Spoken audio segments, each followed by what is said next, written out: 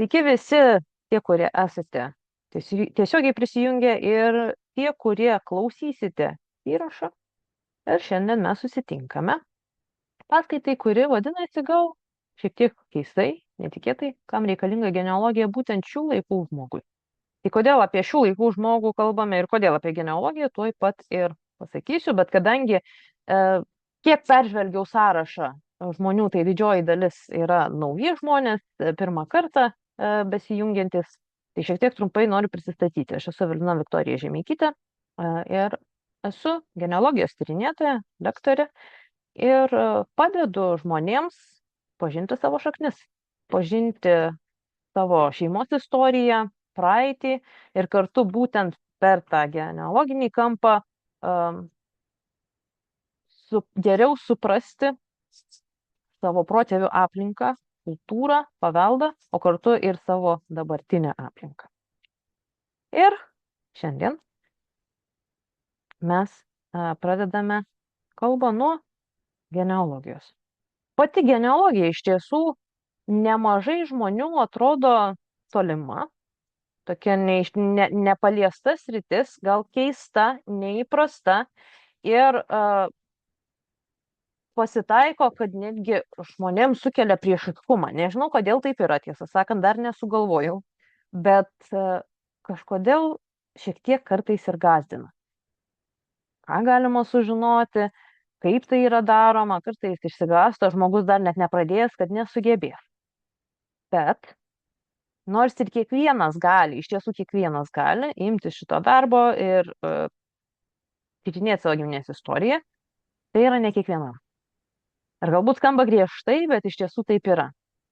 Tie žmonės, kurie sugalvoja, kad jiems reikėtų užsiimti savo giminės istorijos tyrinėjimais, yra labai įvairių sričių atstovai, labai įvairaus amžiaus ir būna 12-mečių, kurie blizgančiom akim sako, aš prigrįšiu ir iš karto eisiu ieškoti. Ir būna jau seniorų, kuriems vis dar neįdomu arba vis dar kažkokios nuoskaudos neleidžia pasižiūrėti, nenori net prisiminti senelių ir tarsi toje vietoje dedamas taškas ir tas istorijos žinojimas sustoja. Tai iš tiesų į šitą ne kiekvienam galima pažiūrėti iš labai įvairių kampų.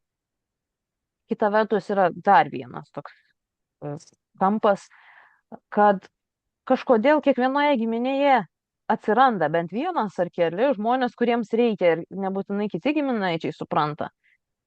Ir būtent tas žmogus būna toks užsispyręs, kad reikia ir viskas. O kitiems tiesiog tai lieka tokia vis dar ta tolima sritis ir galbūt net niekada apie ją nesusimasto arba tiesiog galvoja, kad tai netaip svarbu. Bet jeigu jūs čia esate ir jei bent kartą pagalvojote, pavyzdžiui, kaip gyveno jūsų seneliai, koks buvo jų gyvenimas, arba kodėl giminėje, pavyzdžiui, buvo skiriami kokie nors vardai, galbūt buvo koks keistesnis vardas, arba kas iš tikrųjų nutiko tam žmogui, kuris dingo be žinios, arba ką reiškia legenda, kad kažkas gavo žemės už kažkokius nuopelnus, arba paveldėjimai kokie nors įdomus keisti, arba kodėl kažkurioje kartoje taip stipriai susipyko broliai ir taip toliau. Tai gali būti, kad genealogija yra būtent jums. Na, bet jeigu jūs jau susidomėjote ir čia atėjote, tai jau tikrai galima sakyti, kad genealogija jums. Svarbu iš anksto savęs nenugąsdinti. Čia yra ta pirmoji pavojinga vieta, kur žmogus išsigąsta ir sako, ne, man čia per sudėtinga. Nėra per sudėtinga, tik tais reikia kantrybės ir laiko. Laiko visgi reikia. Kodėl pavadinime miniu šių laikų žmogų? Na, iš tiesų, pirmiausia dėl to, nes gyvenam mes, norim ar nenorim, bet taip yra individualistiniai visuomeniai. Ir genealogija savaime kreipia mūsų dėmesį į kažkokį kolektyvą, bendruomenę, sistemą galų gale. Ir tą suvokti kartais nėra taip paprasta. Ta kiekį žmonių, kurie yra su mumis susiję. Ne tik kažkokiais socialiniais ryšiais, bet fiziškai, genetiškai. Ir tą individualizmą nusimesti nėra taip paprasta. Na ir tas santykis su gimine apskritai yra stipriai pasikeitęs vien per paskutiniuosius 30-40 metų. Ir turbūt giminė apskritai užima nebe tokią pat vietą, kokią užėmė mūsų senelių. Na ir kita vertus, kadangi esame individualistai ir tokie patys savo puikūs, nuostabūs ir kartais mus erzina kiti žmonės, ar ne, atrodo, niekas čia niekam nieko neturi privalėti ir patys savo mes čia galim būti. Kitas dalykas, kad yra labai sustiprėjusios savęs paieškos. Ir šiuo metu stebiu savo veikloje tokį dar silpną, bet jau dėsningumą. Toks jausmas, kad žmonėms ima šiek tiek atsibosti tos savęs paieškos, ateina kažkokį tašką, kur jau atrodo nebėra kur pažiūrėti, pasirodo niekur savęs nepametėm, tada buvom, susipažinom kiek galėjom ir tada atsisuka per petį pasižiūrėti, o kas buvo prieš tai. Kad buvo protėviai, kad buvo kažkoks palikimas jų, nematerialus, kad būtent kažkieno dėka mes gyvesam. Ir čia jau pereina į tą momentą, kur netgi ta auditorija žmonių jaunėja. Ateina vis jaunesni žmonės, kuriems pasidaro įdomu ir svarbu sužinoti, tai kas buvo iki mūsų. Ir čia mes jau prieinam prie protėvių, prie tos senosios kultūros, prie paveldo. Apie juos vieni žino daugiau, kiti mažiau. Ir čia, kurie esame susirinkę, turbūt labai esame iš skirtingų sričių. Ir galbūt kažkas labiau domisi, kažkas tik tais pradeda. Bet jeigu reikėtų atsakyti klausimą, kiek iš tiesų to yra mūsų kasdienybėje, šių laikų žmogui, turbūt reikėtų sakyti, kad nebūtinai daug. Yra žmonių, kurie tiesiog yra taip stipriai užsidegę, kad pakeičia visą gyvenimą ir tik tais apie tai galvoja. Bet didžioji dalis mūsų vis dėlto mes netaip dažnai apie tai susimastom. Gyvenam, dirbam, mokomės, keliaujame ir tarsi lieka kažkokiose paraštėse šitie prisiminimai. Bet vis dėlto turim turbūt pripažinti, kad mūsų vertybės, ko gero, bent iš dalies yra atėjusios iš ankstesnių kartų. Ir kartu tas pažinimas žmogų užkabina pagalvoti, o kas iš tikrųjų yra svarbu. Ir kartais sužinoti dalykai apverčia viską kardinaliai. Na, prieikim prie pačios genealogijos. Genealogija iš tiesų, jeigu mes bandytume paaiškinti patį terminą, ir mes lietuviai naudojame tarptautinį žodį, kuris graikiškas, bet atkeliavo iki mūsų tokiu įdomiu keliu per lotynų kalbą vėlyvajame periode, po to pateko į senąją prancūzų ir, žodžiu, taip keliavo čia Europoje ir mes paėmėme būtent tarptautinį terminą. Pavyzdžiui, Latvijai sugalvojo savo žodį latvišką, o mes ne. Gene reiškia šeima arba rasė, taip pat gali būti vertimas. O logos, na, pirminė reikšmė šito žodžio būtų žodis, bet paprastai vartojamas kaip mokslas. Mokslas apie šeimą. Kai vaikų paklausiu, kas ta genealogija, savai žodžiais paaiškinti. Tai paprastai pradeda sakyti ką nors apie genetiką, kas nėra iš tiesų taip toli. Nes stipriai susiję ir genetika taip pat yra arti genealogijos ir yra netgi atskira šaka genetinė genealogija. Kita vertus, kartais šitas terminas vis dar kelia žmonėms nesusipratimų. Papasakosiu atvejį iš tikro gyvenimo. Pernai pirmą kartą organizavome genealogijos ir tradicijų savaitgalį protėviai ir mes. Ir aš nuvažiuoju dar kartą į sodybą, susitinkam su savininke, ir jinai man pasakoja, sako, žinai, mūsų žmogus, kuris padeda tvarkyti sodyboje, jisai ateina ir klausia, klausyk, o kas pas jūs ten vyks? Aš taip klausau jos, galvoju, aha, čia labai įdomu, kodėl toks susirūpinimas? O tas žmogus jai toliau tęsia. Ten pas jūs parašyta, kad moteris kažkokios susirinks, ką tos moteris pas jūs veiks. Rašo ginekologijos savaitgalis. Aš jau pradėjau juoktis, sakau, oho. Tai iš tiesų juokas juokais, bet nuo tos genealogijos iki ginekologijos ir atvirkščiai netaip toli. Ir būna tos maišaties, mokytojai sako, aš aiškinau savo mokiniams, kuo skiriasi. Bet galbūt kartais ir sudėtinga suvokti kažkoks nežinomas žodis, tarptautinis terminas ir gal dėl to žmonės taip gazdina. Bet jeigu reikėtų pasakyti paprasčiau, mokslas apie šeimą, šeimos tyrinėjimas, pats tyrinėjimo procesas. Na ir yra du variantai. Rinkti tik faktus, ir pasėmiau dokumentus, susirinkau faktus, gimė, susituokė, vaikų turėjo, mirė. Arba prie to dar palventi istorijomis, nuotraukomis, prisiminimais. Yra tyrinėtojai, kurie sako, kad čia jau ne genealogija, čia yra šeimos istorijos tyrinėjimas. Aš laikau genealogiją tokiu bendru skėčiu, kad po juo telpa viskas, kas yra susiję su šeima. Na, jeigu reikėtų kalbėti apie genealogijos ištakas, tai pirmiausia, turbūt kalbėtume apie senasias tradicijas ir protėvių kultą, kuris daugelį senųjų tradicijų iš tiesų buvo.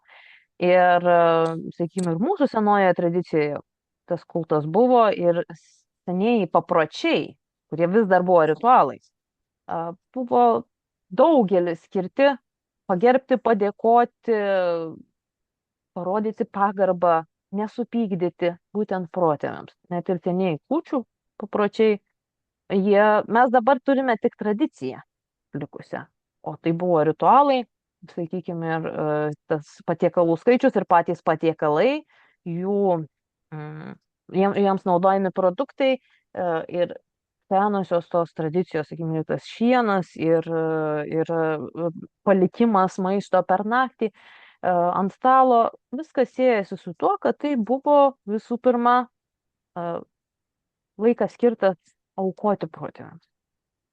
Na, o ar tuos vardus žinojo, ar nežinojo, čia jau kitas klausimas. Bet pati pagarba, na ir apskritai, jeigu galvotume apie lietuvišką pasaulėžiūrą, jeigu pabandytume ją įsivaizduoti dar nepaveiktą vakarų kultūros, ji pirmiausia tai spinduliuoja pagarbą tėvams, vyresniems protėviams.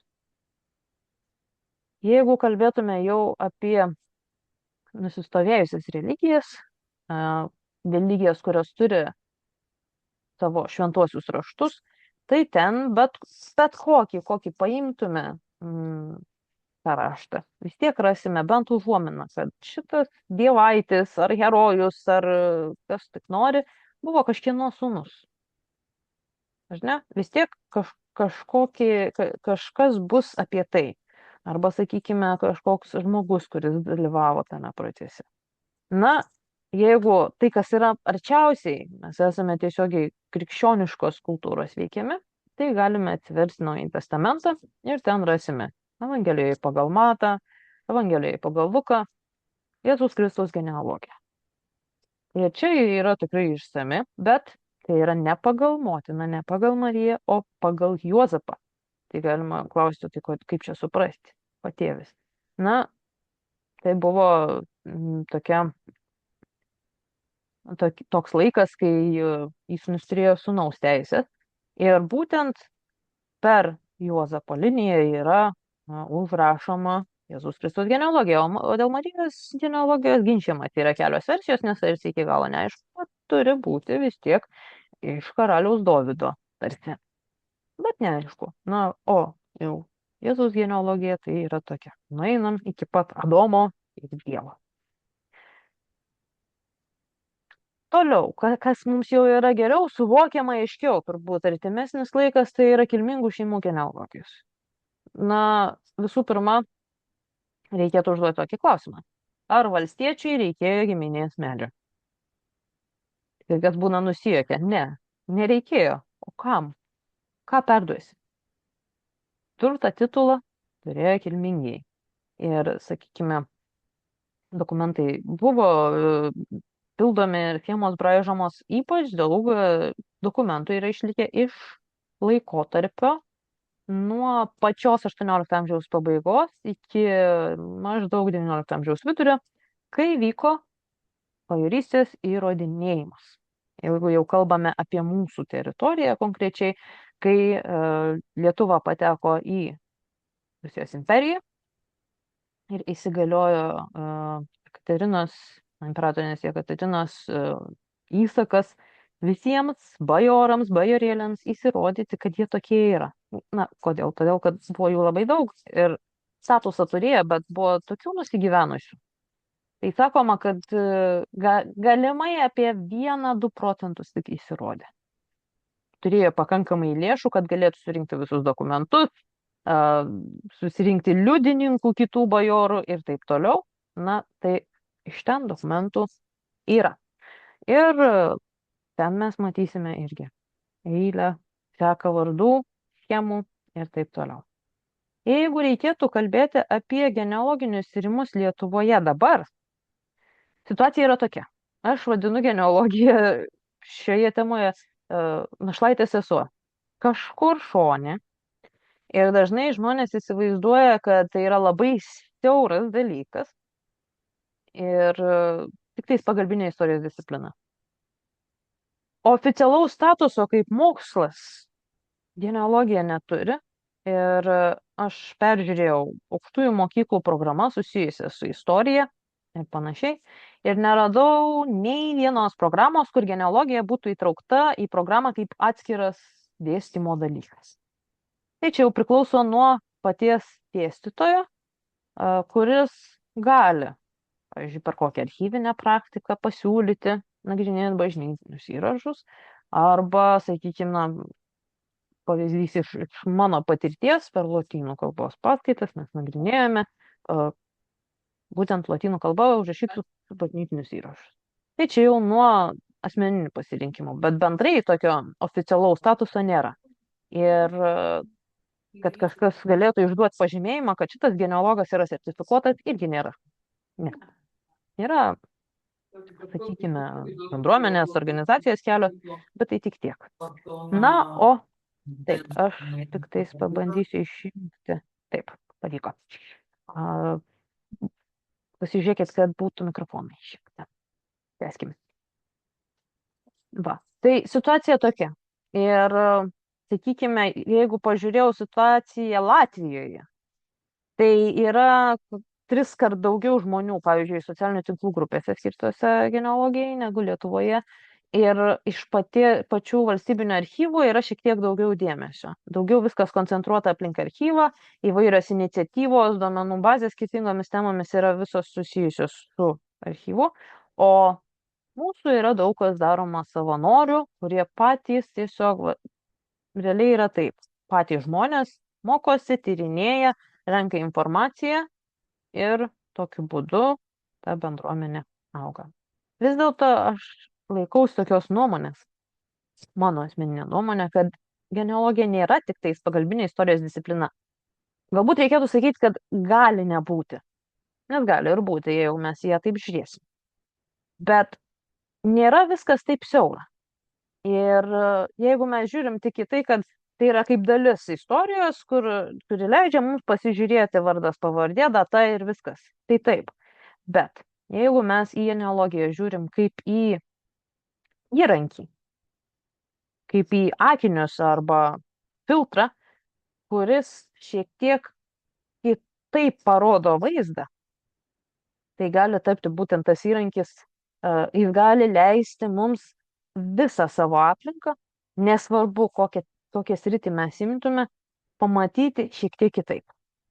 Ir tai gali būti labai įvairūs dalykai ir tiesiogiai susiję su praeitimi, su ta mūsų tautinė kultūra, bet tai gali būti ir tokie paprasti dalykai kaip, pavyzdžiui, posakiai, kuriuos pasirodo kartą iš kartos perėmėme. Veikla, darbai, profesijos, apranga. Ir nebūtinai kalbu apie tautinius drabužius ar tautinį kostiumą. Apskritai, viskas, kas mūsų supa, yra kažkokiu būdu rezultatas to, ką mums paliko ankstesnės kartos. Ir būtent genealogija gali parodyti visą tai kitaip.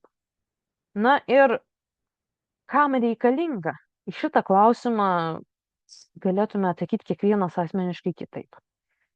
Žmonės, kurie jau būna užsikrėtę tą ligą, dažniausiai nesupranta, ko klausiu. Sako, kaip suprasti, įdomu. Viskas gerai. Bet jeigu žmogus tik tais pradeda domėtis arba dar nesusidomėjo, tai tas klausimas, ko gero, kyla, kam to reikia. Ir aš atsimenu, pati, kai buvau paauglė, tai nesuprasdavau, galvodavau, tai kam tie žmonės dabar tiek laiko praleidžia tuos senus vardus susirašyti, kur tų žmonių, kurių jau seniai nebėra. Tai sako, jaunas durnas. Taip yra.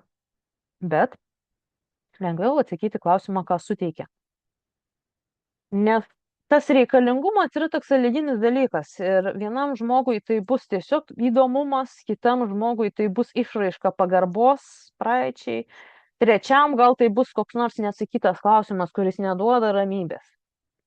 Ką gali suteikti genealoginiai tyrinėjimai? Pirmiausia, jeigu mes prisimenam, kad esame individualistai, norim ginčytis ar ne, bet esam, tai suvokimą, kad nesam vieni. Tai aš juokiuosi, sakau, čia yra vaistas dviem atvejais. Vienu atveju, kai žmogus jaučiasi labai vienišas, atrodo, nieko nėra, tiesiog esu viena.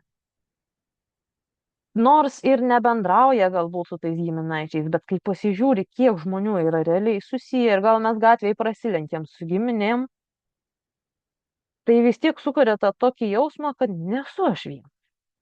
Kitas dalykas, kad vėlgi sugrįžtam prie to šių laikų tokio susireikšminimo, reikėtų turbūt sakyti, kad niekas čia man nerūpi, aš darau, ką noriu, žodžiu, ir esu toks, kaip sako, pats savo fainas. Tai vėlgi parodo vizualiai netgi ir apskritai tą suvokimą tokį suteikia, kad visgi yra žmonių, kurie yra veikiami mano pasirinkimų, mano poelgių, kad mes esam susiję ir tai nėra tik sugalvota. Tai yra toks gana apčiuopiamas dalykas. Eikime toliau. Genealoginiai tyrinėjimai gali suteikti mums atsakymus, kodėl. Ką aš turiu galvoje.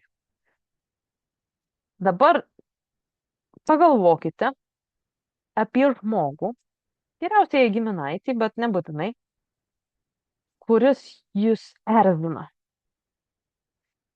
Galbūt savo savybę kokią nors, arba būna, pavyzdžiui, kalbos maniera, arba kokią nors charakterio bruožų, arba kad galbūt erzina, kad keistai reaguoja į kažkokią temą, vengia kokios nors temos.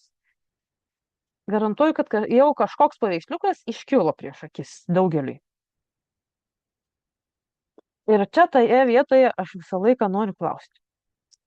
O ar pagalvojate kada nors nepiktai, kodėl jisai kas jam yra? Bet o iš tikrųjų kodėl?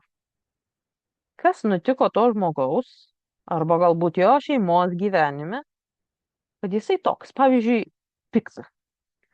Arba yra, pavyzdžiui, tokios giminės, kur karta iš kartos moteris yra tokios rimtos. Supranta turbūt kai kas apie ką kalbu, tokios, kur nepastumsi. Kodėl? Na ir šitas klausimas neturėtų iš karto atsakymą, bet aš turiu istoriją. Ir šitą istoriją tie, kurie manęs klausot ne pirmą kartą, jau beveik mintinai turbūt mokate, bet aš vis tiek dar kartą ją pakartosiu, nes jinai tiesiog labai puikiai iliustruoja. Kitos tokios iliustratyvios neturiu, tiesą sakant. Yra jų, bet šita aiškiausiai parodo, ką turiu galvoje. Kai kas žiūrėdami į šitą nuotrauką, turbūt galvojat, kad nenorėtumėt atsidurti realybėje prie tokio vaizdelio ir dėtumėte kojas kur nors į patalpą. O kai kas sakytų, jūs ką, juokaujate, aš atsisėdu ir žiūriu, nuotraukas darau. Ramu, gražu, pasižiūrėti, žaibuoja. O istorija iš tiesų apie griaustinį. Kai aš buvau maža, nuo pat tada, turbūt, kai pradėjau vaikščioti ir kalbėti, iškart žinojau, ką reikia daryti, kai prasideda griaustinis. Mes gyvenom vienkiemy ir kai prasidėdavo perkūnija, žodžiu, išjungiam elektrą, uždarom langus, sueinam į vidų, po medžių nestovėti, visa kita. Visas veiksmų planas. Kai kam iš jūsų pažįstama instrukcija. Kai pradėjau eiti mokyklą, vis nepasitaikydavo, kad ta perkūnija būtų pamokų metu, bet kartą pasitaikė, jau buvau turbūt kokia penktokė. Ir buvo kabineto langas atidarytas. Ir aš suvokiu, kad mokykloje yra žaibolaidis. Bet vis tiek sakau, uždarykim langą. Mane žiūri. Sako, kas tau yra? Aš jau matau iš akių, kad galvoja, kad truputį negerai. Su galva. Aha. Ne, aš neatsimenu, ko baigės, man atrodo, kad tas langas ir liko atviras ir manęs nesuprato. O aš tada pirmą kartą supratau, kad ne visi žmonės bijo perkūnijos. Praėjo daug, daug metų ir man tiesiog taip pasitaikė susipažinti su savo antros eilės pusseserė, su kuria niekad gyvenime nebuvom susitikusios, jinai šiek tiek už mane vyresnė ir jinai leisdavo nemažai laiko su mūsų promočiute, kurios aš irgi nepažinojau. Sako, žinai, čia Žemaitijoje veiksmas, sako, žinai, babūnė, kaip jie vadina, babūnė, pablūsdavo, kai prasidėdavo perkūnija, visus suvarydavo į trobą, išjungdavo elektrą, uždarydavo langus ir neleisdavo net stovėti prie lango. Ir aš girdžiu tuos sakinius ir sakau, negaliu patikėti, tie patys sakiniai. Nors mano močiutė ir pusseserės močiutė seserys, jos daugybę metų nebendravo, nebuvo, kad kažkaip mes čia vieni su kitais visiškai neturėjom kontaktų. Ir aš taip jau susimašiau, kad labai įdomu. Ir Dievas davė laimę šitam gyvenime susipažinti su tos promočiutės viena iš jaunesnių seserų. Jinai neseniai iškeliavo, amžinatilsį, bet turiu jos daug pasakojimų įrašų. Vieną kartą jinai pasakoja, sako, žinai, mano mamos jauniausia broliai, jos mamos jauniausia broliai, vadinasi, propromočiutės broliai, užklupo audra, kai jisai dirbo laukuose ir nutrenkė jį, kaip sako, ant vietos kartu su 2 arkliais.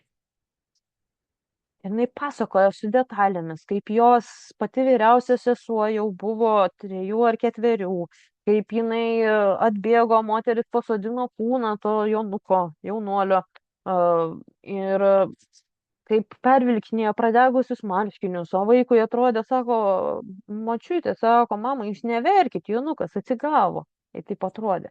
Pasakoja su tokiom detalėm, nes jinai tiesiogiai tai girdėjo, būtent iš mamos, iš sesers. Ir man jau šiurpas per kūną, kaip sako, galvoju, čia kažkas iš vis keisto. Tai grįžtu namo, galvoju, reikia eiti ieškoti, nuo ko iš tikrųjų tas Jonas numirė. Ir randu labai greitai, kad 1915 metais tas Jonas, čia rašo 19 metų, iš tiesų jau buvo 20, mirė nuo žaibo smūgio. Ir man pasidaro iš karto aišku, kodėl šitoje giminėje, ypač moteris, nes ten dalyvavo veiksme moteris, taip bijo perkūnijos. Ir karta iš kartos mokė visus, kad taip daugiau nepasikartotų, žodžiu, visos instrukcijos buvo duotos. Ir jau tikrai niekas per perkūniją po mišką nevaikščiojo. Ir yra 2 tipai šeimų. Yra šeimos, kurios paliestos šitos srities nelaimių ir kurios ne. Ir tos, kurios paliestos, paprastai taip ir yra. Sako, taip, pas mus tos instrukcijos buvo labai aiškios.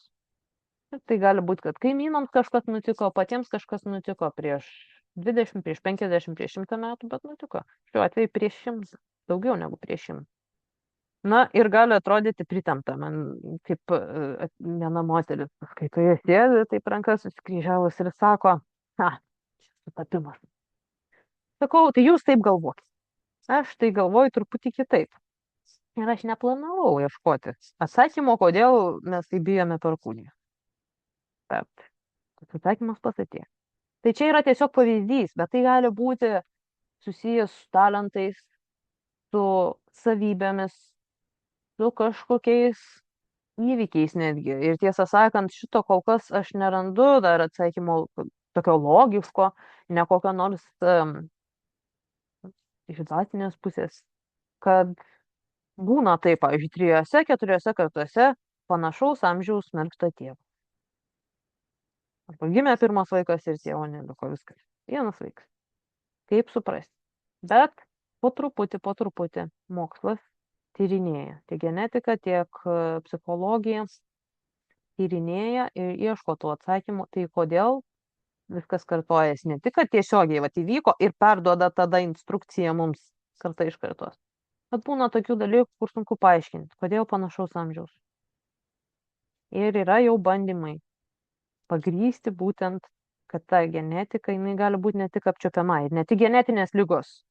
Kodėl persiduoda, atrodo, kartojasi, sakykime, kartojasi, bet tai iš kartos negenetinės problemos, lygos, kurios neturėtų persiduoti. Tai čia tiesiog užmetu tokį kabliuką pamastymui ir galbūt norėsit apie tai dar pagalvoti.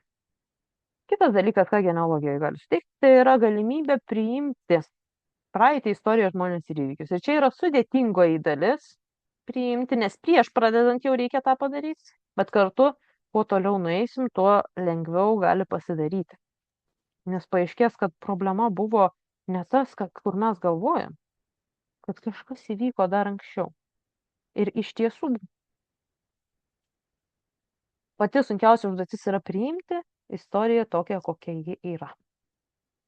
Ir būna labai sunku klausyti ypač vyresnio amžiaus žmonių, kurie vis dar negali priimti ir dėl to niekada nesužinos nei jų vaikai, kaip ten iš tikrųjų buvo.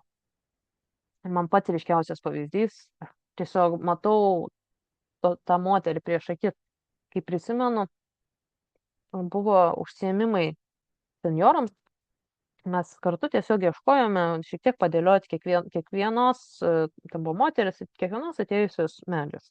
Ir atėjo viena moteris pasižiūrėti, kas čia bus. Tai jau matau, kad atėjo tiesiog, kaip sako, pasicekavyti draugėm, bet tyli. Tyli, klausosi, nieko nesako, nenori nieko ten ieškoti. Ir susikaupia kažkuriuo metu ir sako, ką man tokie seneliai, jeigu jie mums vaikams pieno pagailėdavo. Moteriai gerokai virš 80.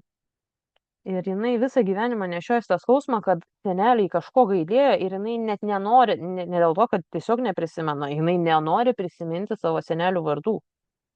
O kas ten iš tikrųjų žino? Gal karvė užtrukus buvo, gal sirgo, gal tikrai negalėjo, gal trūko pinigų, gal turėjo parduoti tą pieną. Mes nežinom tais laikais, kas ten galėjo įvykti. Bet tas skausmas, jisai visą gyvenimą nepriimtas ir vadinasi, nėra kaip žengti toliau. Dėl to sakau, kad prieš pradedant ieškoti jau mes turim tą tokį savo suvokimą padėti kaip pagrindas, kad įvyko visko. Ir mes negalim to pakeisti. Viskas, praeitis jau buvo. Ir kiekvienoj giminiai, kiekvieno iš mūsų giminiai buvo tų, kuriuos kažkas nuskriaudė. Ištremtų, darbams išvežtų, kaip nors kitaip nuskriaustų. Bet buvo ir skriaudikų. Ir gali būti, kad skriaudikas ir nuskriaustas yra tas pats žmogus. Kaip ir gyvenime dabar. Lygiai taip pat, juk niekas nepasikeitė. Pagrindiniai principai gyvenimo nepasikeitė. Ir jeigu mes pradedam teisti, galvoti, kaip jis taip galėjo, tai viskas, mes toliau nesiaiškinsim. Ir čia yra sudėtinga, mes jau norim auklėti savo tėvus, senelius, visus vyresnius, kaip čia teisingai reikėtų. Bet ne mums tą daryti. Nors ir sudėtinga. Ir tikrai užtrunka, kartais sužinai tokį faktą, kur galvoji ir praeina ir metai ir 2, ir kartais 5. Ir tik tais tada kažkokiu momentu pavyksta žmogui paleisti, kad aha, čia jau įvyko. Bet svarbu. Ir iš tikrųjų, tas pažinimas, jisai formuoja mūsų pasaulyje žiūrą. Ir truputį kažką pakeičia. Ir šitą apibūdinti žodžiais yra sudėtinga, kol pats nepatiri. Genealogija dar yra ir būdas priartinti paveldą, istoriją, tradiciją prie mūsų. Kodėl aš taip sakau? Paprastai mokykloje tremtis yra pati įdomiausia tema mokiniams. Kodėl? Todėl, kad vis dar yra šansas, kad yra žmonių, kurių tiesiogiai galima apie tai paklausti. Ir užduotis yra skiriamos šiek tiek kitokios. Tada gali tas jaunas žmogus nueiti, pasikalbėti su seneliu ar su proseneliu. Ir sužinoti, kaip iš tikrųjų buvo, parengti tą projektą, kokią rašinį ar dar ką. bet tai yra ta gyvoji istorija. Tai liečia mus tiesiogiai. Jeigu mano močiutė jautė tą skausmą ir man papasakojo, tai aš irgi jaučiu. Argi ne taip? Galų gale girdim liaudės dainą. Gražu. Bet jeigu kokią nors dainą vaikystėje dainavo ta močiutė, tai visai kitaip mes ją priimsim. Jinai mums brangi. Lygiai taip pat koks amatas. Gal senelis išmokė ko nors. Tai gali būti net ne amatas, gali būti, aš juokauju kartais, sakau, gal senelis išmokė su žolės lapeliu tarp pirštų švilpauti. Ir šitas dalykas bus kažkas tokio šviesaus, kuris tarsi jungia su tuo, kas perduodama karta iš kartos. Ir čia yra tik smulkmenos, bet iš tiesų labai daug dalykų, žiūrint per tą giminės prizmę, mums bus kitokie. Tai yra vienas iš būdų, kaip sudominti jauną žmogų mokytis, pažinti, skaityti. Vienas iš būdų. Na ir aišku, kad ir kaip ten būtų, šeimos ryšiai mums svarbus. Būna, kad bandom atmesti, visokių situacijų būna kažkokių situacijų, kur ir negalim nieko padaryti. Aš kartais taip bandau paguosti žmonės, kad nenusimintų, jeigu dabar negali. Yra aštri dar situacija. Tai priimam. Kažkaip susitaikom ar ne, tengiamės tą padaryti. Yra kaip yra. Bet yra situacijų, kur prieš kelias kartas kažkas pykosi, jau niekas nebežino, dėl ko tų žmonių nebėra, tai tada jau yra proga, ko gero, tokia lengvesnė, vėl užmėgsta ryšį. Na ir kita vertus, jeigu tas ryšys yra, tik tai galbūt skubam, galbūt nespėjam, vis galvom rytoj aplankysiu, nuvažiuosiu, tai čia jau yra tas taškas, kur verta paskubėti. Nes būtent šitas užsiėmimas, giminės istorijos tyrinėjimas, gali paskatinti mums paimti tą interviu genealoginį, pakalbinti žmogų, pasidaryti įrašą, paprašyti, kad užrašytų kažkokius atsakymus, parodytų nuotraukas, kur mes galbūt šiaip atidėliotume.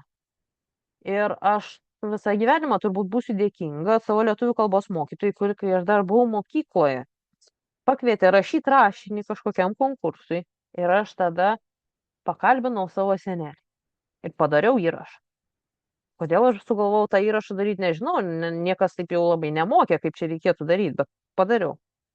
Ir tai buvo paskutinė proga realiai, kur jis dar turėjo pakankamai gerą atmintį, kad papasakotų.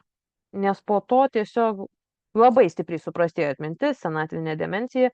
Ir kai bandydavau klausti, tik tais vieną kitą faktą dar kokį pasakydavo, bet normaliai, tai 1,5 valandos kaip tąsyk, niekada nebegalėjau pakalbinti. Na ir labai dažnai būna, kad nesvarbu irgi kokio amžiaus žmogus, tas kartėlis, kad praleidau progą. Nepaklausiau, kai galėjau. Klausiau, bet dabar žinau, ko dar paklausiau. Tai dėl to iš tikrųjų ir darau, ką darau, skatinu žmonės, kad domėtųsi patys, nes tada tos progos nedingsta. Ir čia juokas juokais, bet yra buvus tokia situacija, šitokams pasakoju, prieš vėlinės užsiėmimas. Ir vis mes apie tai, kad reikia klausti, kol galim, kol esam kartu, žodžiu, kol turim tą galimybę suspėti, įrašyti, net jeigu nėra labai įdomu, nu jie vaikai dar sako, jums nebus įdomu, bet jūs padėkite tą telefoną, tegul papasakoja, jūs įrašykit. Ir ateina laikas aptarimui. Vienas toks vaikas, rimtai susikaupęs, sako, aš supratau, kad dabar, kai nuvažiuosiu pas močiutę, visko jos klausinėsiu, nes jinai gali greitai mirti. Tyla, žiūri mane tie kiti vaikai. Pradėjau juokti. Sakau, mums skamba tai baisiai, bet iš tikrųjų tai toks gyvenimas. Tiesą pasakė. Tai kartais galbūt to papulsimo reikia, kad kažkas taip aiškiai, tiesiai, šviesiai pasakytų. Tikrai taip gali būti, mes nežinom, kas šitoj. Ir būna tokių atvejų, kur atidėlioja žmogus, praeina keli mėnesiai ir žmogaus nelieka. Arba nebeprisimena, atsiduria ligoniniai. Ir viskas. Dėl to svarbu nepraleisti progų. Na ir eikim dabar jau prie konkretesnių dalykų. Veiksmų planas. Ką mums reikia daryti? Pirmiausia, tai verta nuspręsti, ko mes ieškom. Nes būna žmonių, kurie sako, man užtenka 3-4 kartų, aš tik noriu paskutinėsis kartas sužinoti, arba nori tik tais vienos kažkurios giminės šakos, o kiti nori viso medžio. Apsisprendžiam. Idealiu atveju turėtų būti galbūt taip, kad tada gyvoji atmintis, fiksuojam faktus, kuriuos mums papasakoja, žiūrim, kokie yra giminėje dokumentai, nuotraukos ir tada pagal įvykius, pagal vietas pasianalizuojam ir lendam į metrikus, į visokius šaltinius, internetinius, neinternetinius ir sisteminams. Iš tikrųjų taip nebūna, viskas vyksta vienu metu, kažkur pagavom kokį nors kabliuką ir tada tempiam laikomės už jo ir taip va, sukasi ir nesibaigiantis darbas, jeigu tik norėsim. Ir vieni pasirenka tik vis priebėgom kažką paieškoti, o kiti tai taip nuolat ir tęsia. Na, kad suprastumėm, ko mes ieškom, tai bendram įsivaizdavimui. Tam, kad dabar mes būtume, kiek mums žmonių reikėjo. Iki 7 kartos, tas yra toks standartinis skaičius 7 kartos. Jeigu su savim skaičiuotume, yra 127 žmonės tiesioginėje linijoje. Be brolių, seserų, pusbrolių, pusseserų. Čia skaičiukas. Tai kas žinote, kas nežinot, pagalvokit, kaip jūs manote, čia yra žmonių skaičius. Kiek tai yra kartų? Kiek kartų yra 4095? Tai būna spėjo žmonės apskaičiuoti progresiją matematinę. Tai yra 12 kartų. Viso labo tarp 300-400 metų. Tiek žmonių reikėjo, kad būtent taip susiklostytų gyvenimas, kad mes būtume vienas koks nors kitoks pasirinkimas ir mūsų galėjo nebūti. Kažkas kitas. O jeigu dar pagalvotume apie tai, kad gal kokia nors sesuo, pusseserė, teta davė patarimą kam nors. Tu ženykis už to, ne už to. Tai jeigu būtų nepaklausius, tai dar ir nuo jos priklausė, kad tą patarimą davė. Vienu žodžiu. O tokie dalykai. Na, reikėtų pasakyti teisybės dėliai, kad yra regresija. Ir gali būti, kad šitas skaičius bus mažesnis, jeigu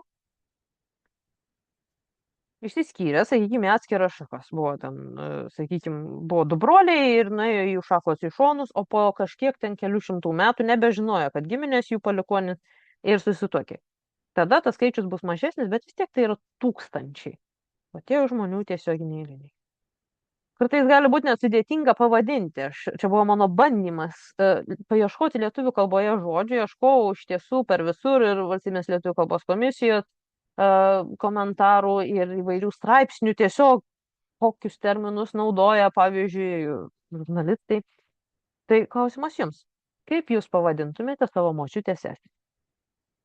Vienu žodžiu. Tai žinau atsakymą. Teta, jeigu žemaičiai, tai čiuoce.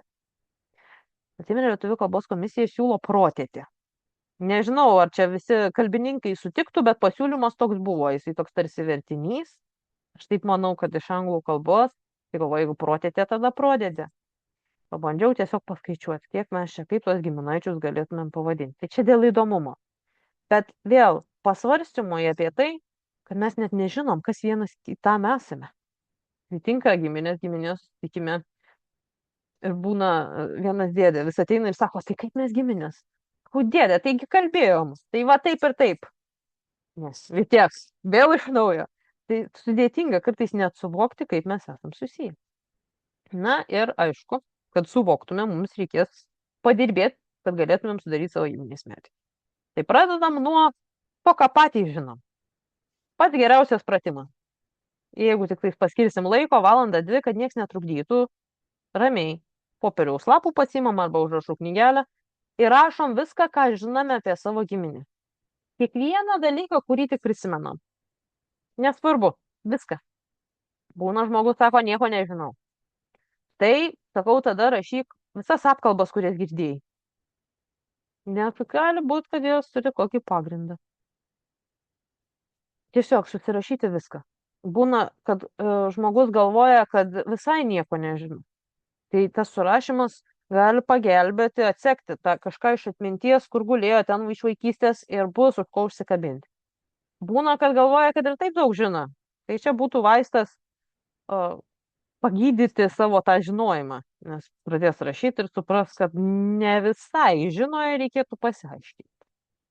Ir po to prie to, aišku, mes einam, ką žino kiti. Reikia pridėti tą informaciją, kurią gali žinoti mūsų giminaičiai. Lankom giminę. Na, šioje vietoje dažna mąstymo klaida yra. Neturiu vyresnio amžiaus giminaičių, niekas man negali papasakoti. Kalbam su broliais seserim, kad ir jaunesniais dėdėm tetom, kurie, sakykime, buvo jaunesni negu mūsų galbūt tėvai, pusbroliais pusseserėm, netgi su savo vaikai. Kodėl? Dėl to, kad, atsako, kalbėjomės, vaikai pradėjo pasakoti, ko nežinojau, kai ką jie veikdavo vaikystėje dar ką nors. Ir gali pasitaikyti taip, kad jiems kažkada, pavyzdžiui, seneliai papasakojo kokią istoriją, kurios jūs nežinot arba nebeprisimenat. Tai čia gali būti irgi vieta, kur galima užsikabinti. Kaip kalbinti žmonės, ypač jeigu tai yra vyresnio amžiaus žmogus. Mes taip instinktyviai norim klausti tokių tikslių klausimų. Kas buvo, kada gyveno, kada numirė, kiek vaikų turėjo. Ir ypač jeigu tai yra vyresnis žmogus, gali sakyti nežinau arba nebeprisimenu. Daug metų praėjo, 80-90 metų. Tai mano patarimas pagrindinis yra duoti kontekstinius klausimus.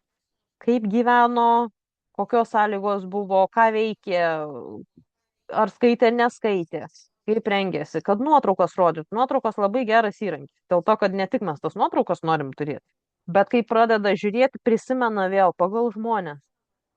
Ir klausyti tų pasakojimų. Bet ne tik dėl to, kad mes norim sužinoti kokį faktą, bet ir dėl to, kad mes geriau suprasim jų gyvenimą. Bet apie tos faktus. Klausiu aš tos promočiutės sesers, ar tavo ta teta turėjo kokį vaiką, žinau, kad suaugusių neturėjo. Jis visą laiką sakė, kad arba nežino, arba neprisimena. O kažkokį kartą pasakoja nesusijusią istoriją ir staiga, žinai, jinai turėjo vaiką. Jisai 90 metų būdamas išginė žąsiukus, sušalo ir numirė. Nieko savo. Prieš tai neprisiminė, bet daug metų praėjo, nebebuvo taip arti čia kažkur akiratyje. Ir neprisiminė. Bet pasakojo kažką kito ir iškilo. Tai ta grandinėlė atminties jinai va suveikė. Tai iš tikrųjų svarbu klausti tiesiog, skirti laiko, neskubėti. Skubant šitą nepadarysi, bet labai svarbu. Būna kartais žmonėms sudėtinga sugalvoti, ką paklausti. Tai esu sukūrus netgi įrankį būtent tam. Būna žmogus sako, atsiųs man kokį sąrašą. Tai dabar jau galiu pasakyti, kad yra kortelės, kurios gali pagelbėti. Bet ir ne tik kalbinti vyresnį žmogų, ir apskritai bendrauti šeimoje, kalbėtis, pasidalinti, tą ryšį stiprinti, kad žinotume vieni apie kitus. Ir apie vaikystę, ir apie prisiminimus, ir kas tie anksčiau gyvenę buvo ir su vaikais, ir su broliais seserim žmonės kalbat, ir net giminės susitikimuose naudoja. Tai tiesiog informuoju, kad toks įrankis yra ir gali jums pagelbėti. Toliau. Kas dar mums gali pagelbėti, tai yra socialiniai tinklai. Gali atrodyti keista ir čia toks nemokslinis metodas visiškai, bet šiais laikais yra duomenų apsaugos įstatymai ir mums vieniems kitus surasti būna sudėtinga. Tik skelbimo nepakabinsim skelbimų lentoje. Niekas nebeskaito. Reikia kažkaip kitaip. Tai tas Facebookas, šiaip sako, atgyvena ir keista vieta, bet vis dar veikia genealogija. Yra, aišku, ir bendruomenės tos virtualios. Bet kai aš norėjau surasti, iš pradžių norėjau surasti nuotraukų giminėje. Tai buvo dar ir pliusas, kad ir giminių. Tai skelbiau visur, ne tik tose specialiuose ten kokiose grupėse, bet ir vietinėse, pavyzdžiui, kažkokio miestelio, kur ieškau, ten kažkas parduoda padangas, kažkas vištą, o aš skelbiau, kad ieškau šitos giminės atstovų. Ir mane auklėje buvo kai kurie kiti tyrinėtojai, sakė, tu čia taip nieko nerasi, turi kitaip ieškoti, ką tu čia per tą Facebooką. Tai pasakyk, žemaičiai nedaryk. Daro dar labiau. Ir aš vis skelbiau ir galų gale vienos giminės pusės net ir giminės susitikimus organizavom per pusmetį, nors visiškai nepažinau nei vieno žmogaus iki tol. O kitos giminės irgi atsirado žmonių ir atsirado nuotraukų ir ten prieš tai rodžiau tokius vaikus sustojusius su šuniuku. Tai ta nuotrauka yra mano prosenelio Prosenelis ir visi jo broliai ir seserys. Maždaug 22 metais daryta. O aš net nesitikėjau jį iš viso pamatyti, nes labai jaunas mirė ir nebuvo pas nieką, atrodo. Vėliau atsirado ir vestuvinė nuotrauka, bet iki tol skambina man žmogus ir sako, turiu tokią nuotrauką, ten yra va, tavo prosenelis, yra ir jų tėvai. Tai aš jau apsiverkiau nemačius tos nuotraukos, kad dar ir pro prosenelius pamatysiu. O kaip? Tai čia jau buvo ne socialiniai tinklai. Čia jau buvo rašteliai kapinėse. Vienas toks praktinis patarimas, kai kam pasirodo keistas, bet kas pabando, sako, labai gerai tu čia pasakei. Tai čia iš lūpų į lūpas vieni kitiems, aš irgi kažkada šito patarimo sulaukiau ir pradėjau daryti. Vėlgi, dėl tos pačios priežasties. Joks įstatymų besilaikantis kapinių prižiūrėtojas nepasakys, kas prižiūri konkretų kapą. Tiesiog. Tai mums tada tenka kitais būdais ieškoti žmonių.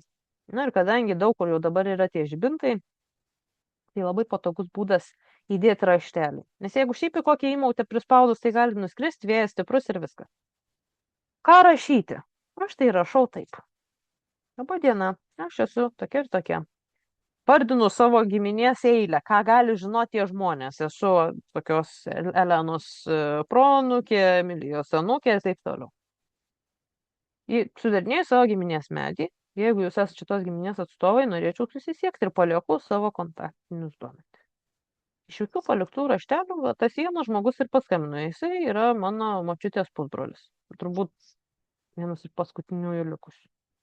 Ir jisai tas nuotraukas turėjo ir aš tokio tvarkingo albumo gyvenime nemačiau.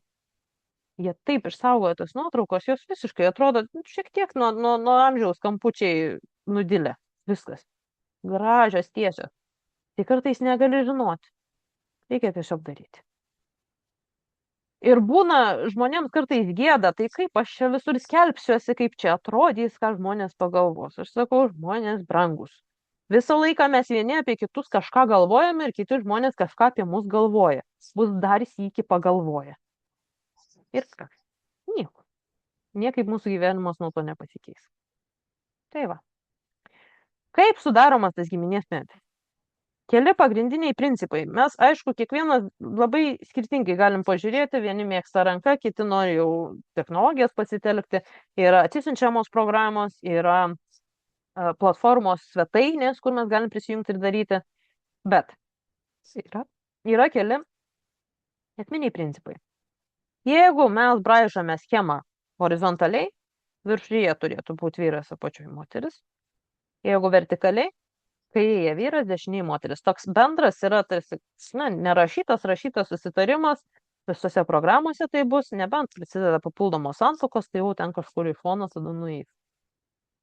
Tik tai su šita schema, kurią matote ekrane, yra kažkas šiek tiek netaip. Tai žmonės, kai kurie anksčiau, negu spėjau pasakyti, jau klausia, kaip čia yra. O šiaip reikėtų ką padaryti. Įsivaizduokit, kad šitą schemą mes uždedam ant medžio formos. Tai tada, jeigu apačioje aš, tada tėvai, į viršų seneliai, proseneliai, išeina, kad mes prosenelius, proprosenelius ir dar vyresnius patupdėm į lapus. Pats atsidūrėm kamienę. Neišeina. Šaknyse turėtų būti pačios seniausios kartos, o į viršų jau jaunesnės. Nes kas buvo pirmi, tie šaknys. Tai čia tiesiog dėl to. Pati populiariausia forma vis dar yra medis. Žmonės braižo ir mandalas, ir tokias chronologinės juostas sudarinėja ir panašiai. Tai čia jau išmonės klausimas, bet tiesiog atkreipti dėmesį, kad jau kai darysim tą grafinį variantą, gražų pasikabinti ar padovanoti, jau reikėtų atkreipti dėmesį, kad neatsidurtume šaknyse. Kur tą medį sudarinėti? Tai šiandien aš noriu tik tais kelis patarimus pasakyti dėl internetinių svetainių. Dažniausiai naudojamos visam pasaulyje yra šios. Yra ir kitų, bet noriu pakomentuoti trumpai. Family Search yra nemokama svetainė, bet jinai naudingesnė yra ne giminės medžių sudarinė. Nerekomenduoju, tiesą sakant, nes tiesiog po to nusibos ir vis tiek pereisit kitur. Ancestry yra, mano nuomonė, pritaikyta labiau Jungtinių Amerikos valstijų rinkai. jų paieškos yra vykdomos kitaip ir būtent Ancestry yra turbūt pati didžiausia jų dokumentų bazė. Ir jie iškart tiesiogiai tuos dokumentus sega prie tų profiliukų giminės medžio. Mums to nereikia, nes mes visai kitaip ieškosim. Dėl to turbūt ir yra nusistovėję taip, kad populiariausios Europoje, Lietuvoje yra Geni ir MyHeritage. Nors ten irgi galima sekti tuos dokumentus ir viską, bet yra patogesnės mums. Tik reikėtų žinoti kelis dalykus ir kažkas naudojatės tikrai šitom svetainėm. Reikėtų žinoti kelis dalykus, kad po to nebūtų, oi, kas čia įvyko, kažkas ne taip. Geni tikslas yra bendras medis visam pasauliui. Na, tai sakau, ar tikime šitą idėją ar ne, jau kitas klausimas, galbūt utopinė idėja, bet yra tokia. Dėl to visi gali redaguoti. Tai, ką jūs ten pasidėjote, tą informaciją, bet kas gali redaguoti, tai galima bendradarbiauti, bet vadinasi, atsiranda ir vandalizmo rizika. Sąmoningai sakau vandalizmo, nes būna, kad netyčia kažkas pataiso, sumaišė, galvojo, kad čia kita giminė, dar ką nors. O būna, kad tyčia. Būna, kur neaišku priežastis, būna, kad nenori savo giminės pavardės matyti, arba trukdo, kad prosenelių vardai yra internete. Ir išardo. Pliusas koks, kad tai yra begalinis medis, mes nemokamai galim jį suvedinėti, tik kai ko redaguoti be mokamo plano negalima ir naudotis paiešką be mokamo plano negalima, bet yra bandomasis laikotarpis pradžioje, kur tak bus galima pasakyti. O po to galima tiesiog savo vesti tą medį ir dėlioti. MyHeritage medis yra individualus, jūsų. Reiškia, redaguoti galės kiti tik tais, nebent jeigu jūs leisit, norėsit dukrą pridėti ar kokią tetą, kad kartu darytų. Ta medį galima net ir paslėpti, kad nerastų kiti vartotojai. Tai, žodžiu, informacija saugesnė. Ir gali būti, kad sistema rodys sutapimus tarp medžių, kur yra bendras ir tada norės prijungti šakelę, bet tai jau bus kaip kopijos kūrimas. Ir nebūtinai reikia sutikti su tais sutapimais, nes ten po to galima privargti, nes ir klaidos, ir visa kita reikia patiems pasitikrinti ir susirinkti informaciją, kad prisidėtume. Nemokamai suvesti galima iki 250 žmonių, po to jau reikia mokėti už planą. Bet man, pavyzdžiui, asmeniškai yra pats patogiausias šitas variantas, aš tą planą naudoju. Ir jau ne vienus metus, nes iš bet kur galiu prisijungti, iš kelių įrenginių ir tą informaciją savo turėti. Ir niekas jos negali sugadinti. Bet vis tiek labai svarbu, kad ir kur būtume, darytis kopijas, nes nežinom, kada kas nors pakips. Atsisiųs kas kažkiek laiko, yra toks specialus get.com failas, kurį galima po to kelti į kitas programas. Na ir pagrindinis patarimas - neturėti pagrindinio vienintelio savo medžio genį. Bent jau atsisiuntinėti jį. Nes tiesiog, jeigu kam nors užeis noras pagadinti, kad nebūtų gaila darbo. Na ir kas toliau? O toliau klausimas vėl savo, kokie įvykiai ir situacijos atspindi mano giminės istorijai. Ir pagal tai, kokie šaltiniai reikalingi. Tai aš tiesiog noriu jums dabar apžvalgą parodyti, kokie tie šaltiniai yra. Pirmiausia, internetinės svetainės. Tai nuorodas šitų aptariamų dabar svetainių aš jums atsiųsiu po paskaitos.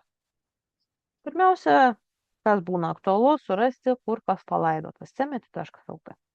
Yra šita įstaiga samdoma savivaldybių, kai kurios savivaldybės turi atskiras kapinių bazės, o didžioji dalis visgi jungiasi čia ir dabar yra vykdomų skaitmeninimo projektų. Ir čia yra talpinama informacija. Nuotraukėlė būna kapo, kas palaidota. Tiesiog ieškome. Kitas dalykas, pavyzdžiui, tremtiniai. lietuviai.sibire.lt. Čia mes galim rasti pagrindinę informaciją pagal vardą pavardę, kada gimė, kada ištremtas, į kokią sritį ar kraštą. Na, žodžiu. Kita svetainė limis.lt. Muziejų kolekcijos. Kam aktualiausia, tai ieškoti nuotraukoms, gali būti, kad ir kokiems dokumentams. Tai galima ieškoti pagal pavardę, pagal vietovę, tik tai svarbu, be galūnės. Jeigu vesti su galūnė, tai tik tai tuo linksniu ir rasite rezultatus. Tiesiog galūnę numetam. Ir taip pat galima ieškoti pagal įstaigą, kuri įkėlė savo tuos eksponatus. Ten bus, aišku, ir archeologiniai radiniai ir visa kita, nes tiesiog skaitmenina visus nuotraukos kažkokias pateiktos būna visų eksponatų. Bet galim išdėti. Pavyzdžiui, koks nors Mažeikių muziejus. Norim aplink Mažeikius. Žiūrim, ką Mažeikių muziejus iškėlė. Tai irgi gali padėti, nes nebūtinai bus ten pavardės surašytos prie tos nuotraukos, bet mes galim vizualiai žiūrėti, kur bruožai atpažįsta. Toliau yra užsienio bazės. Tai jeigu norim ieškoti emigrantų ir kažkas klausia apie tai, jeigu norim ieškoti emigrantų, tai yra Family Search, Ancestry, MyHeritage. Taip pat Geni, paieška kitų žmonių medžiuose, nes užsienyje labai populiaru naudoti. Tiesiog vedam vardą pavardę ir ieškome. Jeigu trumpai. Yra užsienio archyvai. Tai truputį atvirkščiai pradedu nuo užsienio, toj prieisim prie Lietuvos. Pavyzdžiui, Latvių. Yra skaitmenintų įrašų. Bažnyčių gramatas reiškia bažnytiniai įrašai įvairių konfesijų ten bus. Aralsen archyvai. Aralsen archyvas yra vokiečių archyvas, kuris saugo dokumentus susijusius su nacistiniu režimu. Apie žmonės, kurie buvo išvežti priverstiniams darbams. Taip pat ir apie žmonės atsidūrusius DP stovyklose. Irgi būtent šitas archyvas saugo. Galima kreiptis, pasinaudoti paiešką, kas yra sukelta. Jeigu nerandam, tada galima užpildyti tokią formą ir kreiptis dėl dokumentų. Toliau bažnyčios. Tai šioje vietoje pakomentuoti norėčiau tik tiek. Jeigu jums kažkada kunigas pasakė, kad nėra išlikę, nieko nerasit, tai jis nebūtinai melavo, nors galėjo, nes būna, bet nebūtinai melavo, gali būti, kad pačioje bažnyčioje neišliko. Bet, kadangi didžiojoje mūsų šalies dalyje buvo daromos nuo pat 18 amžiaus pabaigos kopijos, tai viltis neturi būti prarasta, nes Lietuvos valstybės istorijos archyve tos kopijos yra saugomos. Kaip dekanatinės knygos ir kaip priklauso, kaip suskirstyta, gali būti ir atskiros parapijos knyga, vyskupijos knygos, žodžiu, įvairiai. Lietuvos archyvų iš tiesų yra ne vienas, yra 9. Ir kiekvienas saugo skirtingus dalykus, dokumentus. Patys aktualiausi 3 būtų Lietuvos valstybės istorijos archyvas, kur saugomi bažnytiniai įrašai, taip pat centrinis archyvas, saugomi dokumentai nuo 1918 metų. Ir suot ypatingasis archyvas, aktualiausia tai yra tremties dokumentai. Galima kreiptis dėl tremties bylų. Na ir galima kreiptis tiesiogiai į juos, o galima tai, kas yra skaitmeninta, rasti ir internete.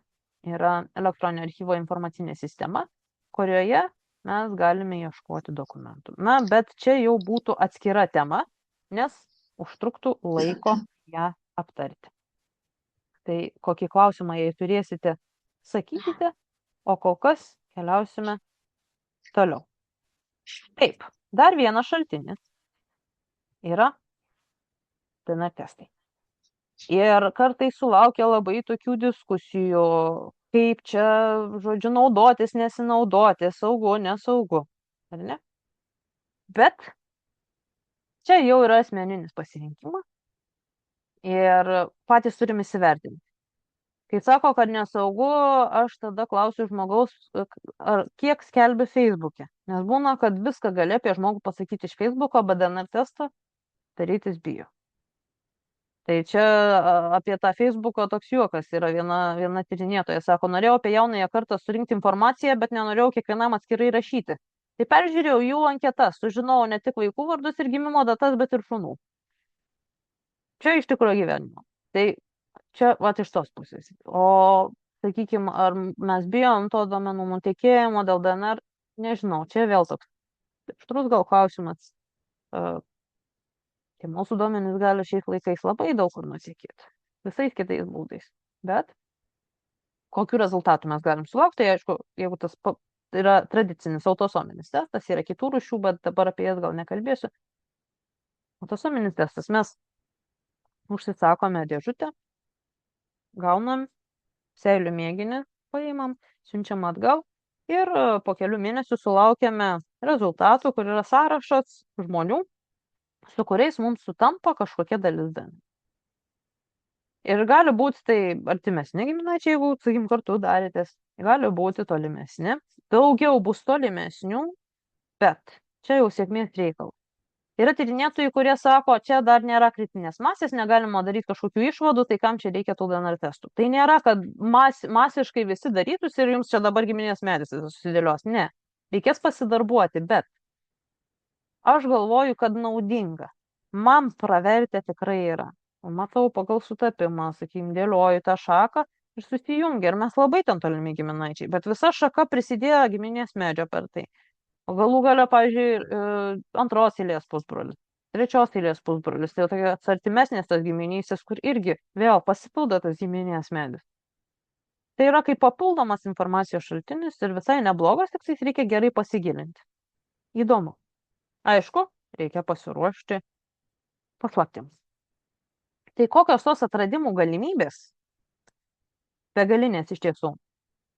Ir aš minėjau aprašymę paskaitos, kad kalbėsiu apie tai, kur galima nueiti, kur gali nuesti ieškojimai. Tai iš tiesų čia priklauso nuo mūsų.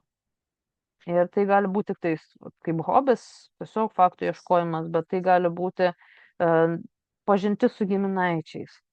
Kažkokie tokie dalykai, kurie paaiškėja ir sakykime, pasidaro mums net ramiau, kad paaiškėja.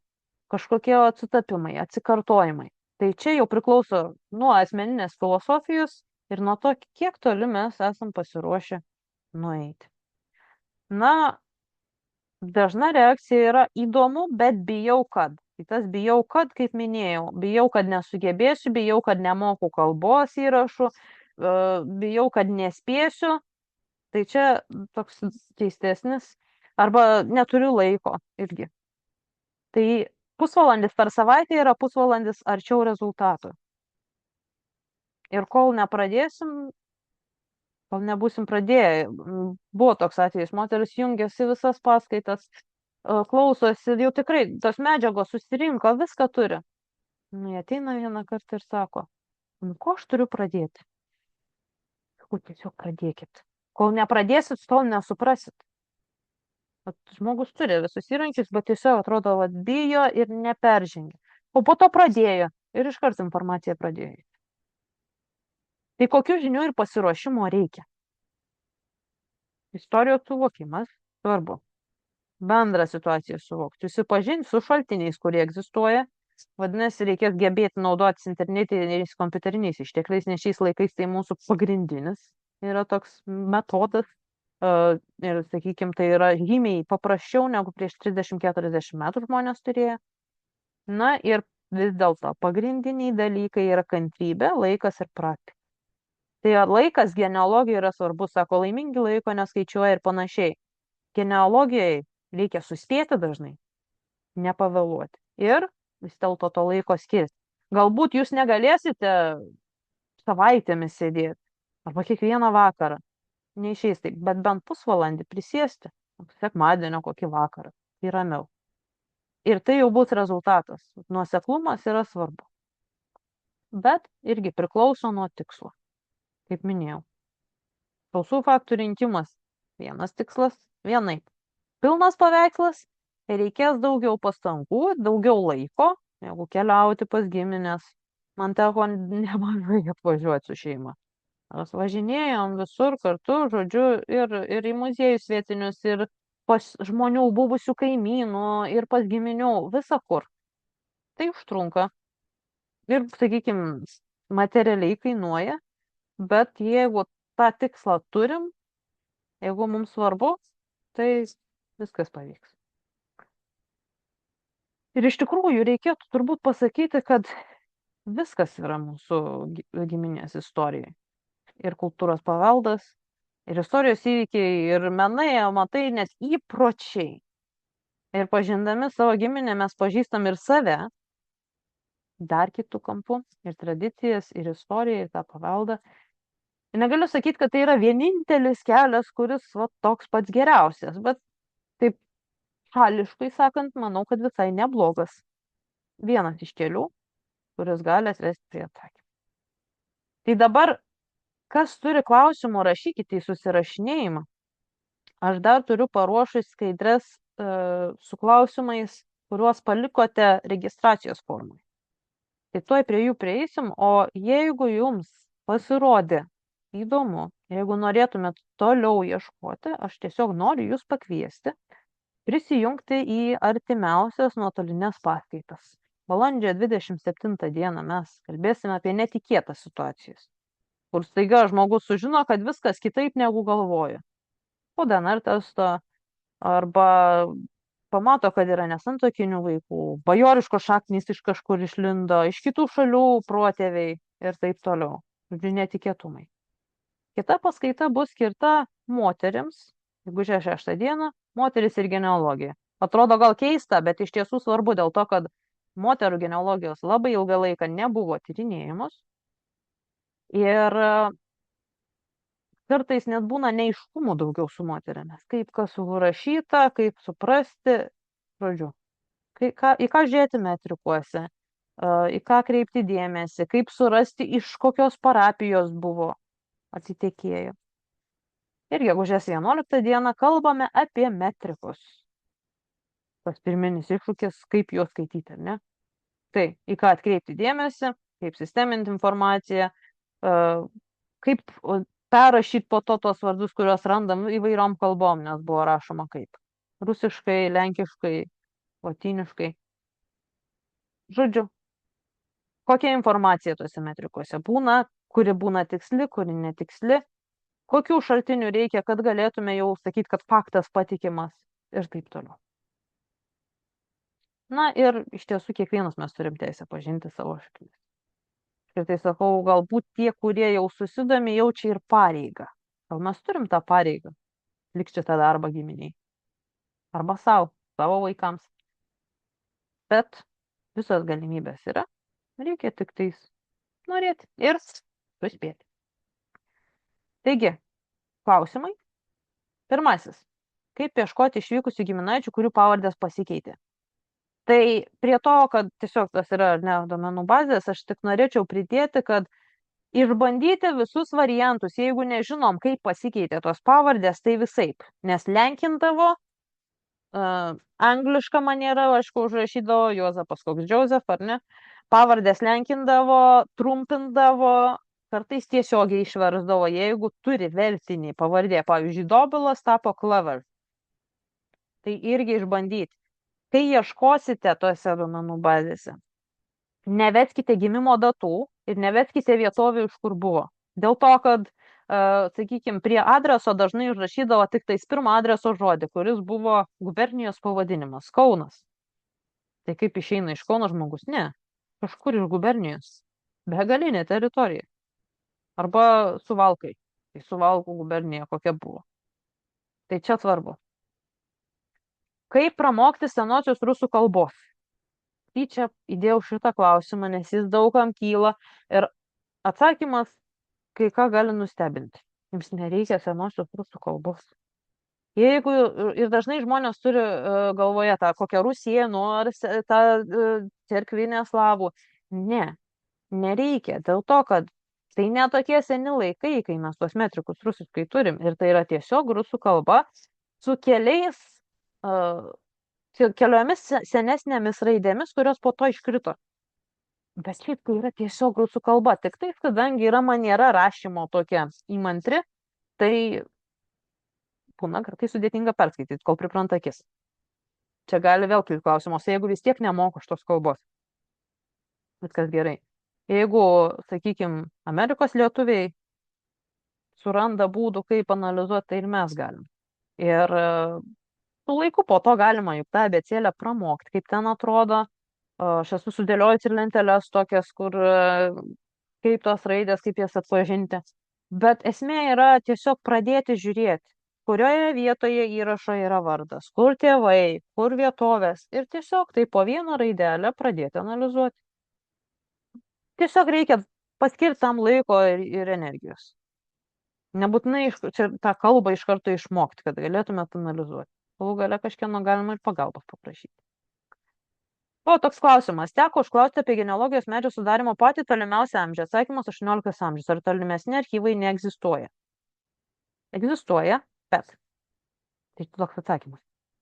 Jeigu išsameu, tai iš tiesų priklauso nuo vietovės. pati seniausia Lietuvoje metrikų knyga yra Joniškio, 1599 metais prasideda. Tai pati seniausia, o šiaip nedaug yra 17 amžiaus, šiek tiek yra, pavyzdžiui, Plungės yra. Ir tai bus neištisiniai laikotarpiai. Dauguma, prašau, dauguma parapijų bus, jeigu mes kalbam apie katalikus šiuo atveju, dauguma parapijų toliausiai į praeitį bus pati pabaiga 18 amžiaus taip. Nes tada buvo pradėtos darytos kopijos, kurios išliko, o originalai degė, skendo, sulijo kažkur bažnyčiose, neaišku. Išliko kažkiek, bet ne taip daug. Kitas dalykas, dar viena priežastis, dėl ko gali nueiti toliau, bet gali nenueiti.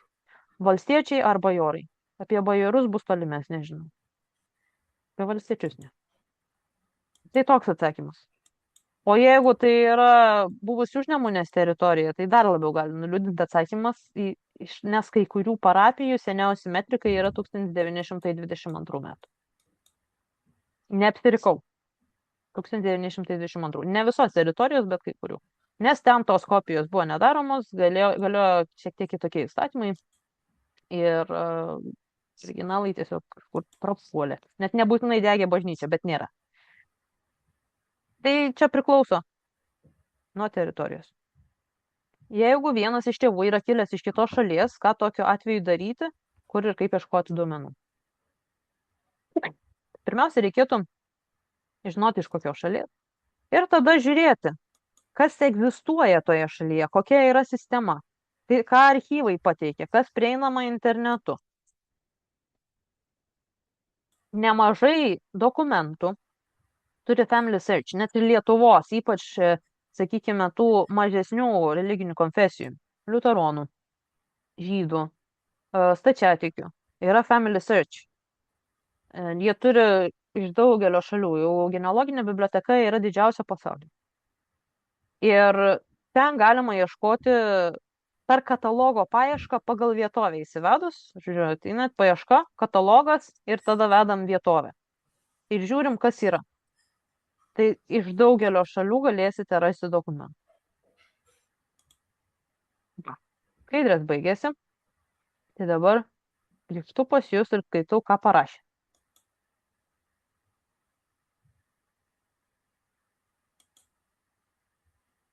Kodėl lietuviai gerbdami protėvius neprižiūrėjo kapų? Žinot, kaip yra. Ką mes laikom priežiūrą arba ne?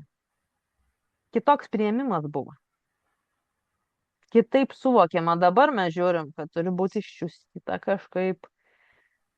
O tas supratimas buvo toks, kad ir per dažnai neidavo į tas kapines. Eidavo aptvarkyti porą kartų metus. Po žiemos ir rudenį. Ir tai buvo tiesiog vieta, atrodo, tam ryšiui kažkokiam tarsi susitikimo vieta, bet tai nebuvo, kaip mes dabar net kartais lenktyniaujam, ar ne, kažkokį didesnį paminklą pastatys. Ir tas tvarkos suvokimas, tai buvo kitoks. Ir tie augalai sodinami buvo turbūt kitų užmanimų negu kad dabar. Tai turbūt trumpai taip. O kas labiau prižiūrėjo, kas mažiau, tai čia priklauso nuo... Čia priklauso jau nuo pačių žmonių. Irgi įvairios situacijos, kaip ir dabar. Labai gerai pasikartojame giminės vardus per laidotuvės, kai kalnus gieda, tada visus šventuosius globėjus mini. Tai čia irgi tas tradicijų nykimas, ar ne, sakykim, kalnai dabar irgi jau sutrumpinti. Yra naujasis variantas, senasis variantas. Bet aišku, čia yra, na ir šiaip dar vis tiek per laidotuvės giminė susitinka. Čia tas senas juokas, jau kada susitinka giminė, tai per laidotuvės. Nors yra giminių ir, pavyzdžiui, mano giminės vienai pusėje jau matau, kad nebeina į laidotuvės tiek, kiek anksčiau. Net į laidotuvės nebesusirenka. Tai čia tendencija bendroji.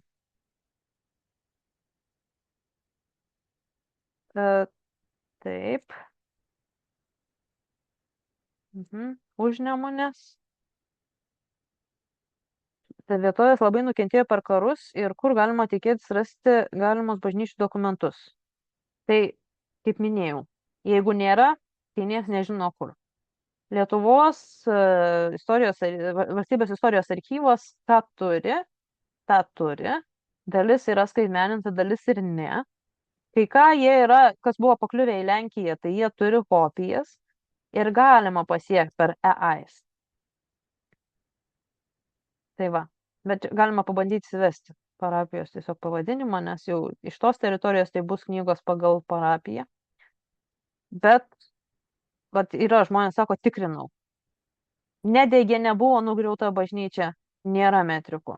O čia galėjo būti labai įvairių situacijų. Gal nenusaugojo, gal tyčia naikino, gal kažkur išvežta buvo, nes yra tokių atvejų Lietuvoje, kur parsirado prieš kelis metus iš kažkur, ten, man atrodo, iš Amerikos. Originalai. Kopijos buvo tos, kur tas kopijas priduodavo bažnytiniai valdžiai. Bet parsirado, žodžiu, originalai. Ir dabar jau yra suskaitmeninti. Tai aš kartais pasvajoju, gal kada nors atsitiks taip ir su Užnemunė. Bet kol kas yra kaip yra. Yra, sakykime, parapijų, kur yra išlikę neblogai, o yra kur visiškai. Kur, pavyzdžiui, viena kokia ten 18 amžiaus knyga ir tada visas tarpas iki 20 amžiaus 30-mečio. Arba prasideda 1918 arba 22 ir viskas, nėra anksčiau. Tai tada kiti būdai, aišku, čia ir tas DNR tada gali pagalba ateiti ir sakykime, paieškoti kažkokių, jeigu bajorai kokie, tai dar ir bylų pasiieškoti, kokiam surašyme dar, kas galėtų būti išlikę, žodžiu, jau tada visai žmonės bando susirinkti, kas tik įmanoma, bet čia jau tikrai liūdna situacija.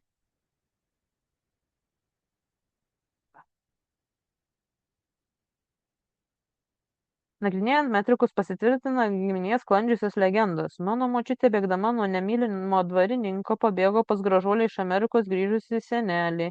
Dekanas davė leidimą be užsakų tuokti. Va taip. Tai čia tikrai yra. Ir va, tas legendas verta pasitikrinti. Būna, kad paaiškėja, kaip šituo atveju. O būna, kad ir ne, kad kažkas pripainiota. O tie pripainiojimai būna, kad, pavyzdžiui, pasakojo kartą iš kartos ir kažką iškraipė. Arba įvyko kažkas panašaus, bet šiek tiek anksčiau negu galvojo. Ne toje kartoje, o dar keliomis kartomis anksčiau. Ir neina, atrodo, atsekti, kas ten iš tikrųjų. Tai tas legendas tikrinti reikia. Ir teisybę žinosim ir bus vėl už ko užsikabinti. Ar turim dar kokį klausimą pabaigai? Jeigu kas dar galvojate, tai parašykit. O aš noriu padėkoti, kad jūs šį vakarą prisijungėte. Tiems, kas klauso įrašą, ačiū, kad klausėte. Ir jeigu turėsit toliau klausimų, norėsit judėti toliau, tai tikrai labai kviečiu prisijungti į paskaitas. Aš tas nuorodas, kur užsiregistruoti, jums atsiųsiu kartu su įrašu šitos paskaitos ir taip pat gausite nuorodų, apie kurias kalbėjau, sąrašą. Kad galėtumėt pasinaudoti. Kaip rasti vilko vaikų giminės iš XIX amžiaus pabaigos. Tiesą sakant, dabar į šitą klausimą nesimsiu atsakyti dėl to, kad čia yra labai specifinė tema ir teritorija. Ir reikia labai gerai išmanyti, kad nenusišnekėtum ir aš vengiu, tiesą sakant, kalbėti. Dėl to, kad taip stipriai neišmanau. Tai yra visai kita specifika. Ir turėčiau tada pasižiūrėti, pasidomėti ir galbūt tada galėčiau kokį patarimą duoti. Ne šiaip tik bendro pobūdžio, sakykime, būtų galima pasakyti, ką nors, kas nebūtinai tiks. Taip. Labai būtų įdomu turėti sąrašą ligų pavadinimą iš rusų kalbos išversti. Yra kažkas paskelbęs, kažkas iš tyrinėtojų yra skelbęs, ne kur nors oficialiai, bet savo svetainėje. Ar tik ne Gen, man atrodo, svetainėje yra. Metrikai LT nemažai savanorių bendruomenės sukėlus užnemunės duomenų. Labai geras pastebėjimas, taip, būtent užnemunės, kadangi kas buvo neskaitmeninta ir tebėra neskaitmeninta, tai buvo tiesiog savanoriai suvedinėjo į metrikai.lt. Jeigu jūs kažko ten nerandate, tai tiesiog, nes tai yra mažoji dalis Lietuvos metrikų suindeksuota savanorių, bet galima pasiieškoti ten. Ypač užnemunės tikrai naudinga ir 100%.